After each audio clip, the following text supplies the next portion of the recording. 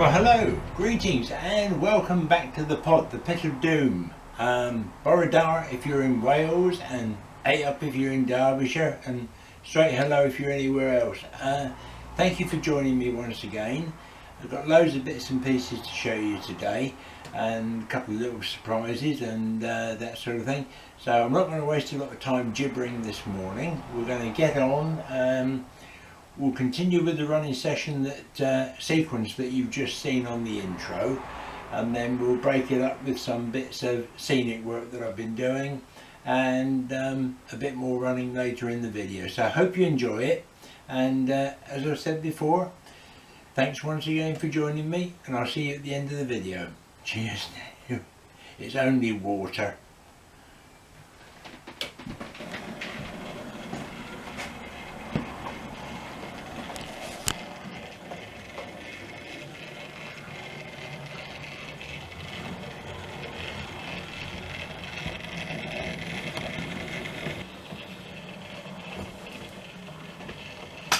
Just to say, watch the video to the end because I've got a special announcement at the end for you.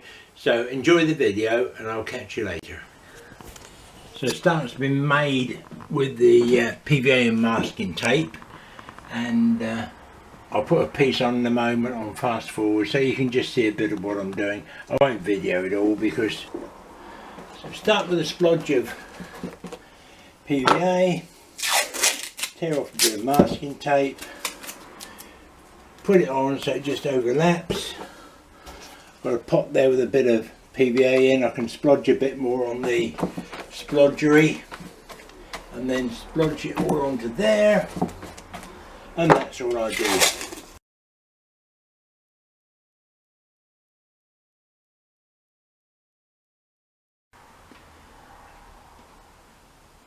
So there we go.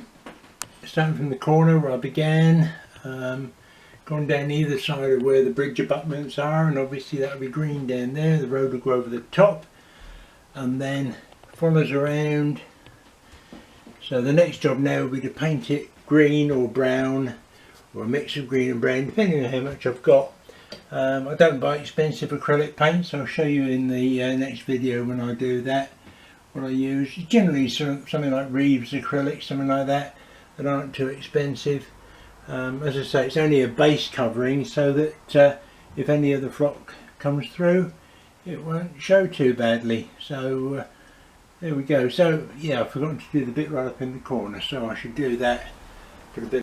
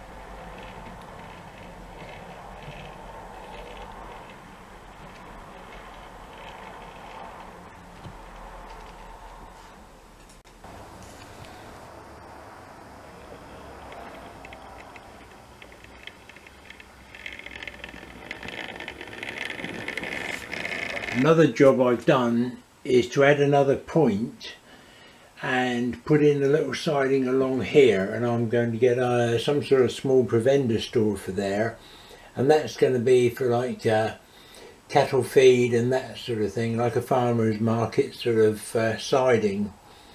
So just an idea there to give me a little bit more shunting operation, and also really just to fill that bit in a little bit to give me some more scenics to do as well later on. So that point's gone in and it's wired up. This point here is wired up with the point there, so the two work together as a crossover, and I've had to put an above baseboard motor here, but there's going to be walling along this edge and then I can cover that in foliage. It won't be seen that much, but it's all I could get away with, I'm afraid, on that point. But there we go, I can hide it. I've done it before, I can do it again, not a problem. So there we go.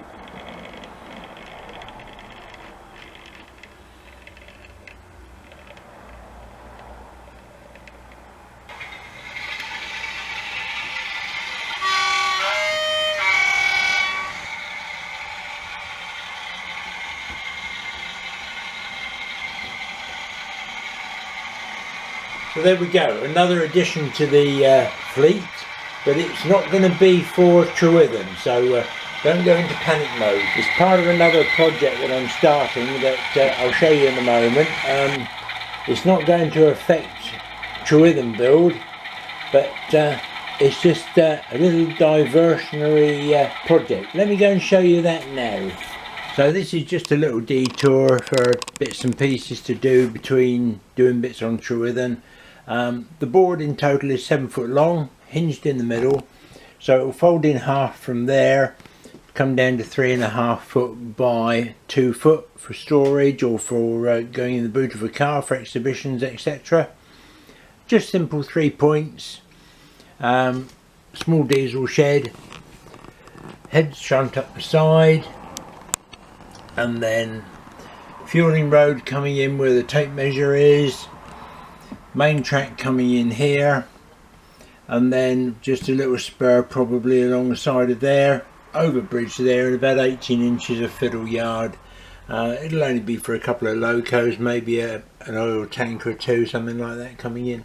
But there we go, that's just a little side project that I've got ongoing as well. There'll probably be warehouses along the back, but let's go back to Trewithen, and I'm going to make a start now putting some colour on the white, and it's only an undercoat so that when the flock goes on, if any flock gets broken away or a bit thin, it won't show white through it, it will show a dark colour.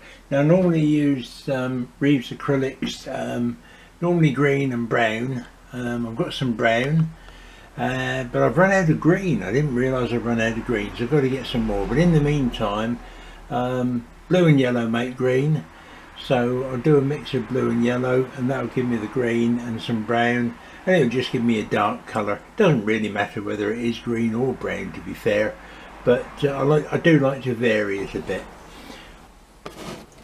Don't forget, yellow, blue is an extremely strong colour, so you want probably more yellow than blue. But there we go. So I'm making some green. More blue it is, the darker it becomes, and then I can add a bit of brown in there as well, and that's then a fairly good dark consistency. I can then just put that on as a background colour. So that's all I'm doing, nothing special, nothing posh, doesn't really matter, and that will go on there like so. So I'm going to get on and do the rest of this now, and then I'll see you when it's done.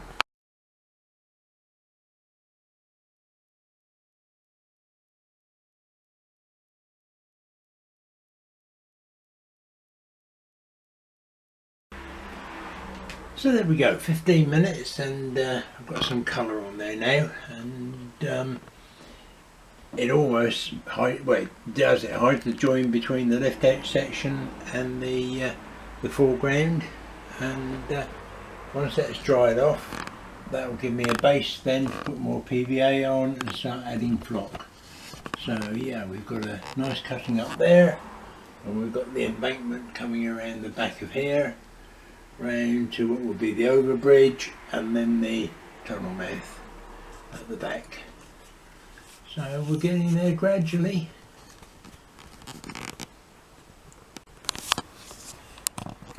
Right, just now I had a little gap in the trees at the back here where I've made a mistake. I added some more trees to the left hand side there, but where the two back scenes at 90 degrees meet, there was a little white line down between the trees.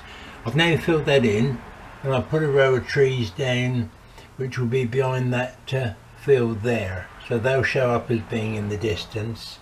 I've also done the same just along here and added some trees there, so they're just in the back scene on the distance. I've got to finish that bit off yet, it's not quite right, but it's almost there. And then around this side above the embankment, what I've done is just gone along with the brush and just basically put in a field on the back scene there. So I'll set those trees further back by putting in the sort of markings of a field, if you like, just between the foreground embankment and the trees in the background. So there we go, the preventer store has arrived, and I'm going to put the little loading ramp alongside it, and possibly the crane on the loading ramp on the end there as well. So that will give me some excuse then to put some fertilizer bags and maybe even something like a tractor to lift onto a low loader or something. And so yeah, I'm pleased with that. That fills up that little area. All needs fitting down properly yet. Obviously the cork is still not fitted, but it just gives a nice little siding there that I can use without taking up too much room. So there'll be a little road or something coming in for that. Yeah.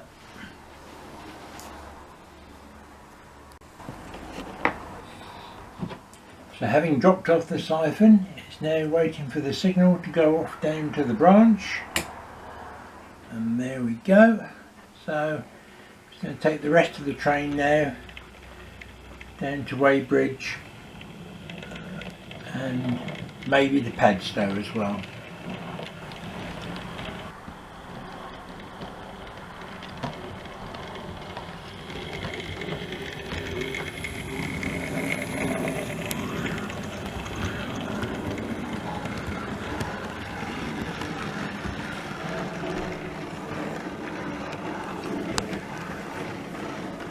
Start has been made on the ballasting. That's only dry at the moment, but it will be in next week's video, so it'll be shown in more detail then.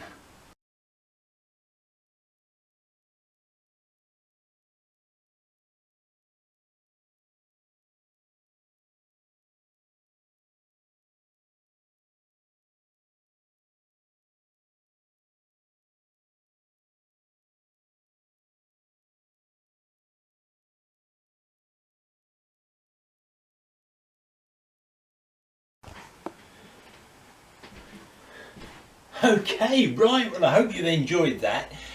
You've also seen a preview of video number 9 that's obviously coming up next.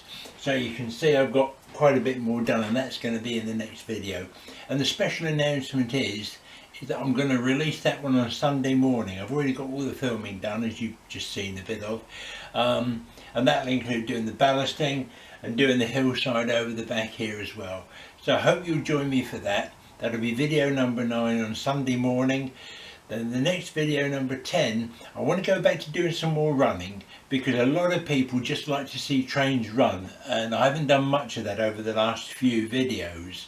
So video number 10, we're going to get some trains running again, probably the 25 quite a bit, because it seems a bit dead without the sound. I've got to say, I'm missing the sound, so we'll run something anyway.